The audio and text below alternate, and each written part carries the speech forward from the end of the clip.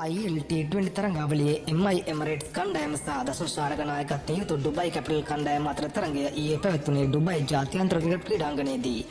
ඒ අනුව තරඟයේ කාසිය වාසිය ජයග්‍රහණය කරපු දසුන් ශාරක තීරණය කළේ මුලින්ම පන්දු යැවීමටයි. මේ තරඟය වෙනුවෙන් MI කණ්ඩායම වෙනුවෙන් කමදු මිනිස් ක්‍රීඩා කළේ ශ්‍රී ලංකාව නියෝජනය කරමින්. ඒ අනුව ප්‍රතිකරණය ආරම්භ කළ MI කණ්ඩායමේ ආරම්භක ප්‍රතිකර යුගලයේ වුණේ මොහොමඩ් වසීම් සමගින් ජොනි බෑස්ටෝ. ඒ අනුව ඔවුන් දෙදෙනා සාර්ථක ආරම්භයක් ලබා ගැනීමට උත්සාහ කළද වසීම් ලකුණු 17කට දැවී ගියේ ඩේවිඩ් විලිගේ පන්දුවක් හමුවේ. නමුත් අනෙක් ක්‍රීඩකයන් අසාර්ථක වෙනකොට පිටියේ සාර්ථක වුණේ ජොනි බෑස්ටෝ පමණයි. ඒ අනුව ජොනි බෑස්ටෝ පන්දු 41දී 6 පාර 3ක් සහ 4 පාර 8ක් සමගින් ලකුණු 67ක් රැස් කළා. ඒ වගේම කණ්ඩායමේ අංක 6 ප්‍රතිකර ලෙස පිටියට කමිදු මෙන්ඩිස් පන්දු 7කදී 4 පාරක් සමගින් ලකුණු 10ක් ලබා සිටියදී දැවී ගියා. ඒ අනුව ඩුබයි කැපිටල් කණ්ඩායමේ සුපිරි පන්දුවේ මහමුවේ MI කණ්ඩායමට පන්දු වාර 20 වෙනි මාවන විට කඩුවටක් දැවිලා බංගනට හැකි වුණේ ලකුණු 137ක් පමණයි.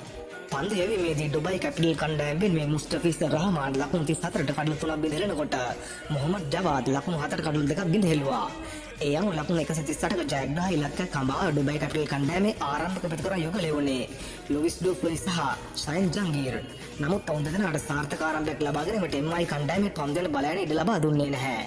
සයින් ජංගීර් සහ රෝමන් පවල් පමණ සාර්ථක වෙනකොට අනෙක් කිසිම ප්‍රතිකරුවට සාර්ථක වීමට MI කණ්ඩායමේ පන්දුවල බලයන් ඉඩ ලබා දුන්නේ නැහැ. ඩුබයි කැපිටල් කණ්ඩායමේ නායක දසුන් ශාරක අංක 5 ප්‍රතිකරවල සිටමින් පන්දු 5කදී ලකුණු 3 ලබා සිටින දැවී ගියේ කමිදු මෙන්ඩිස් සමග අනර්ග පන්දුවක් හමුවේ.